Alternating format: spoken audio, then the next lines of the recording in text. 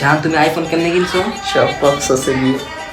ও আইফোনটা তো দেখি সুন্দর আছে। আজকে না 14 ফেব্রুয়ারি ভালোবাসা দিবস, চলো আমরা তখন রুম ডেট করে আসি। চলো আরেকটা আইফোন কিনবো। চলো চলো চলো। জান আজকে তো 14 ফেব্রুয়ারি, আজকে তো আমাদের অনেক ইনকাম হবে।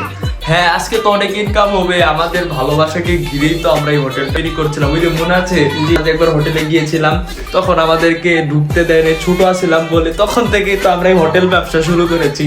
আর আজকে আমরা একটা প্রতিষ্ঠিত হোটেল ব্যবসায়ী।